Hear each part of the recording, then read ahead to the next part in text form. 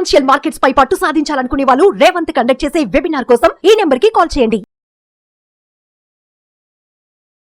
నమస్తే, welcome to Suman TV. నేను విష్ణు. ప్రస్తుతంతో పాటు senior stock market analyst Malempati Prabhu గారు ఉన్నారు. వారితో మాట్లాడదాం. సార్, ప్రభు గారు నమస్తే. సార్ నమస్తే అండి విష్ణు గారు. సార్, ఈ మధ్య ఒక ఆర్టికల్ ఒకటి చదివాను. ఒక అబ్బాయి కొరియర్ బాయ్ గా పనిచేసే ఒక అబ్బాయి స్టాక్ మార్కెట్ లో పెట్టుబడులు పెట్టి అప్పుల పాలై తర్వాత దొంగగా మారాడు. రీసెంట్ గా మొన్న ఒక ఆర్టికల్ వచ్చింది. ఎందుకు సార్ ఇలాంటి ఎక్స్పెరిమెంట్లు చేస్తున్నారు జనాలు? అసలు అంటే ఎక్స్ట్రీమ్ మనకు ఉన్నదా లిమిట్ కంటే ఇంకా ఎక్స్ట్రీమ్ కి వెళ్ళి చేయాల్సిన పనులు చేయకుండా ఒక సిస్టమేటిక్ గా ఏ పని చేసినా ఒక పద్ధతి, తప్పు చేసిన పద్ధతి ప్రకారం చేయాలి. ఎందుకంటే క్యాపిటల్ ఎరోజన్ కాకుండా ఉండాలి.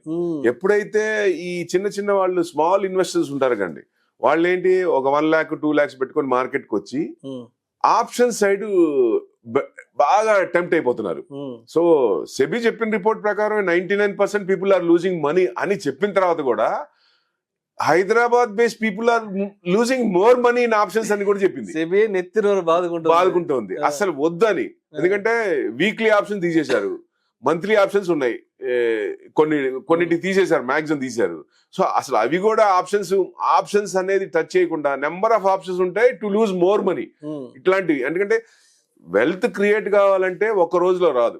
ఒక పద్ధతి ప్రకారం చిన్న ఇన్వెస్టర్ అయినా పెద్ద ఇన్వెస్టర్ అయినా ఇన్ఫ్లేషన్ పెరుగుతుంటది కాబట్టి దాని అనుగుణంగా మనకి సంపాదించిన సొమ్ము దాని మీద కాంపౌండ్ ఇంట్రెస్ట్ రావాలి, దీర్ఘకాలికంగా రావాలి.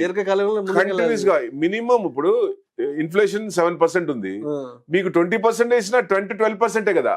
సో 20% అబౌవ్ 20 to 30 మాక్సిమం ఆ దాంట్లో వచ్చేటట్టు ఉండే. ఒక్కోసారి 100% రావచ్చు. అంతేగాని నాకు ఇక్కడ తప్పు ఎక్కడ జరుగుతుందంటే, ఇప్పుడు కొన్ని స్క్రిప్ట్స్ విపరీతంగా పెరుగుతాయి మనకున్నాయి, అవి అమ్మేసిన తర్వాత అరే ఇవ ఎందుకు అమ్మేసాను, ఉంచుకుంటే పోయేది అనుకుంటారు. కొన్ని స్క్రిప్ట్స్ మనం కంటిన్యూస్ చేస్తే అవి పడిపోతుంటాయి, వరుసగా పడిపోతుంటాయి. అంటే ఏదైనా ఫండమెంటల్ గా స్ట్రాంగ్ ఉండి టెక్నికల్ సపోర్ట్ తీసుకుంటూ ఎక్కడ ఎఫ్ఐఎస్ ఎంటర్ అవుతారో ఒక్క లెగ్ ముందు మనం ఎంటర్ అయితే డెఫినెట్ గా మనం మంచి ఇది కాంపౌండ్ ఇంట్రెస్ట్ వర్కౌట్ అయ్యే ఛాన్స్ ఉంటుంది. ఏం చేస్తారంటే టెంప్టేషన్ లో తప్పు చేసిన దాని మీద తప్పుల మీద మళ్ళీ అక్కడే సంపాదించుకోవాలి, నాకు దాంట్లోనే సంపాదించాలి, ఆప్షన్లోనే సంపాదించాలనే ఉద్దేశం ఎక్కువ టెన్షన్ వచ్చేస్తుంది. అట్స్ హ్యూమన్ టెండెన్సీ, హ్యూమన్ సైకాలజీ. ఎందుకంటే టెంప్ట్ అవ్వకుండా మన ఇన్వెస్ట్మెంట్ ఇప్పుడు చిన్న ఇన్వెస్టర్ ఉన్నారు, ఎస్ఐపి పెట్టండి, మంచి వెల్త్ క్రియేట్ అవుద్ది. ఎందుకంటే ఒక స్టేజ్ వరకు సంపాదన అనేది కసి ఉండాలి, ఆ తర్వాత ఆ డబ్బులే మన కోసం పనిచేస్తాయి. ఇక్కడ మెయిన్ ఏమవుతుందంటే ఆ స్టేజ్ వరకే చాలా మంది దెబ్బతింటున్నారు. మన రీసెంట్ గా మీరు చెప్పినట్టు కొరియర్ బాయ్ కి 1 లక్ష రూపాయలు అంటే పెద్ద అమౌంటే కదా. ఆ అమౌంట్ పోగొట్టుకొని దొంగతనాలు మొదలు పెట్టాడని, ఇళ్లలో చోరీలకు పాల్పడుతున్నాడు, చోరీ కానీ అట్లా బయటికి రాని కేసులు చాలా ఉంటాయి. ఎన్ నెంబర్ ఆఫ్ ఉంటాయి. మనకి మీడియాకి తెలిసి పేపర్కి వచ్చి బయటకు వచ్చేవి కొన్నే ఉంటాయి, కానీ ఇట్లాంటివి చాలా ఉంటాయి. ఎట్టి పరిస్థితుల్లో ఎవరైనా ఒక సిస్టమేటిక్ గా ఒక పద్ధతి ప్రకారం చేస్తే డెఫినెట్ గా మార్కెట్ లో ఎనీ ఏజ్ 70 ఏళ్ళ వాళ్ళు అన్నా 17 ఏళ్ళ అన్నా ఎవరైనా సంపాదించుకోవచ్చు. మార్కెట్ లో ఆ డెప్త్ ఉంది, వెల్త్ క్రియేట్ చేసుకోవడానికి ఆ డెప్త్ ఉందండి. అంటే ఆ పల్స్ పట్టుకోవాలి, మార్కెట్ పల్స్ పట్టుకోవాలి. మన ట్రెండ్ మార్కెట్ పట్టుకోదు. చాలా బేసిక్ ఫండమెంటల్ ఏంటంటే నా ట్రెండ్ మార్కెట్ మీద రుద్దుదాం చూస్తారు, అది కుదరదు. మార్కెట్ ట్రెండ్ మనం పట్టుకోవాలి. దాని ట్రెండ్ మనం పట్టుకుంటే డెఫినెట్ గా ఫ్లోటింగ్ లో మంచి పర్సెంట్ వర్కౌట్ అయ్యే ఛాన్స్లే ఎక్కువ ఉంటాయి.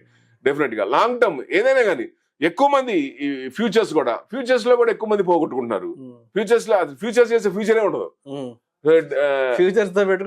ఫ్యూచరే ఉండదు. ఎందుకంటే చిన్న ఇన్వెస్టర్ క్యాపిటల్ పోయిందంటే ఎక్కడ పరిస్థితి అండి, మళ్ళీ తెచ్చుకోవాలంటే లాంగ్ టర్మ్. మళ్ళీ ఇప్పుడు 20 ఏళ్ళు 30 ఏళ్ళు రిటైర్ అయిపోయినాక ఒక 40 లక్షలు 50 లక్షలు వచ్చినాయి అనుకోండి, వచ్చిన తర్వాత ఆ అమౌంట్ మార్కెట్ లో పెట్టి పోగొట్టుకున్న వాళ్ళు ఉన్నారు.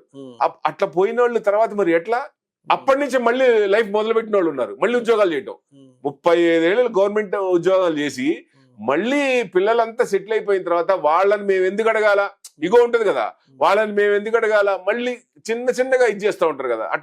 అలా చేయకుండా ఓ సిస్టమేటిక్ గా ఒక పద్ధతి ప్రకారంగా పేషెన్స్ పెట్టుకొని మార్కెట్ లో మంచిగా ఉంటే డెఫినెట్ గా మంచి అవకాశాలు ఎక్కువ ఉంటాయి. వేరే ఛాన్స్ లేదండి. మీరు ల్యాండ్ కొంటారా, అందరూ ల్యాండ్ కొంటే ల్యాండ్ ఉందా? ల్యాండ్ ఛాన్స్ లేదు కదా, అంత ల్యాండ్ మనకు లేదు కదా. ఇప్పుడు 5 లక్షలు ఉన్న వాళ్ళు 10 లక్షల ల్యాండ్ కొంటే కొనలేరు కదా. ఎక్కడ పెట్టాలి? ఓన్లీ మార్కెట్ తప్ప ఇంకో సొల్యూషన్ లేదు మార్కెట్ లో. కాకపోతే proper guidance, proper decision making knowledge ఉండాలా, పేషెన్స్ ఉండాలా, డిసిప్లిన్ ఉండాలా. ఈ 3 ఉంటే డెఫినెట్ గా ఎవరైనా సంపాదించుకోవచ్చు.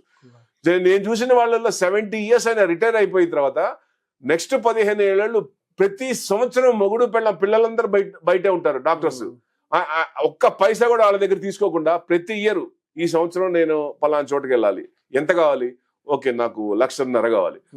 మార్కెట్ స్టడీ చేసి దేంట్లో పెట్టాలి, ఎంత వర్కౌట్ అవుద్ది, ఎవరైనా చెప్తే వినటం ముఖ్యం కాదండి. వాళ్ళు చెప్పినా కానీ మన ఓన్ అనాలిసిస్ కూడా ఉండాలి. అప్పుడే వస్తుంది. అప్పుడే దాన్ని మన గ్రోత్ ఓరియంటెడ్ చూసుకుంటాం, మంచి రిటర్న్స్ వచ్చే అవకాశాలు ఎక్కువ ఉంటాయి. Thank you sir, thank you Suresh Babu గారు.